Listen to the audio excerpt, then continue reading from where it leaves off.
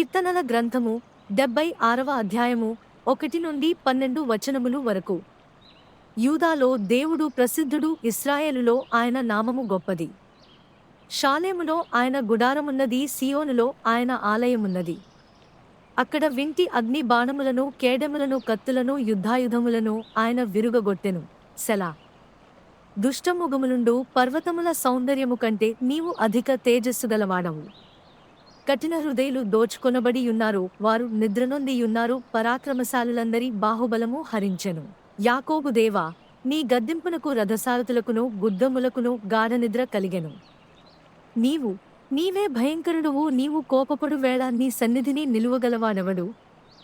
నీవు తీర్చిన తీర్పు ఆకాశములో నుండి వినబడజేసితివి.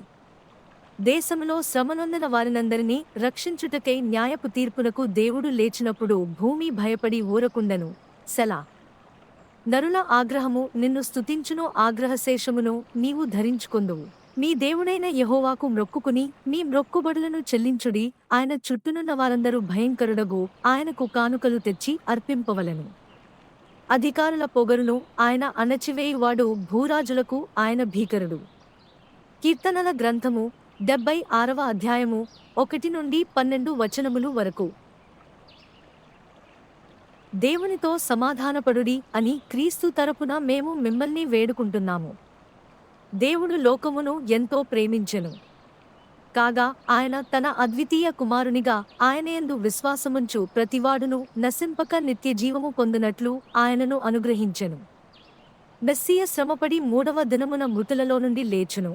ఆయన నామమందు పాప క్షమాపణ నిమిత్తము అన్ని జనములలో పశ్చాత్తాపము ప్రకటింపబడును. నేడు మీరు ఆయన స్వరము వింటే మీ హృదయములను కఠినపరచుకొనకుడి. ఇప్పుడు దేవుని కృప సమయము, ఇప్పుడే రక్షణ దినము. అయ్యా, రక్షణ పొందాలంటే నేను ఏమి చేయాలి?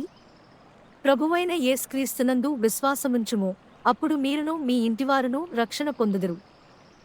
యేసు ప్రభువని నీ నోటితో ప్రకటించి దేవుడు మృతులలో నుండి ఆయనను లేపెనని నీ హృదయమందు విశ్వసించిన ఎడల మీరు రక్షింపబడుదురు.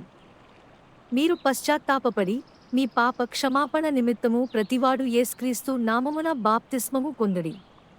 అప్పుడు మీరు పరిశుద్ధాత్మ వరము పొందుదురు.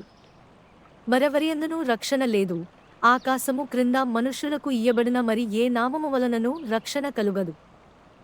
దేవుడు ఒక్కడే, మరియు దేవునికిని మనుష్యులకును మధ్యవర్తి ఒక్కడే, ఆయనే క్రీస్తుయేసు అను మనుష్యుడు. ప్రభువైన యేసుక్రీస్తు కృప, దేవుని ప్రేమ, పరిశుద్ధాత్మ సహవాసం మీ అందరికీ తోడుగా ఉండుగాక. మన రక్షకుడైన ఏకైక జ్ఞానవంతుడైన దేవునికి ఇప్పుడు మరియు ఎప్పటికీ మహిమ, ఘనత, ఆధిపత్యం మరియు శక్తి కలుగుగాక. ధన్యవాదాలు మరియు ఆమెన్. అగాపావో ప్రతిధ్వనులు. సరిహద్దులను దాటిన సాక్ష్యాలు.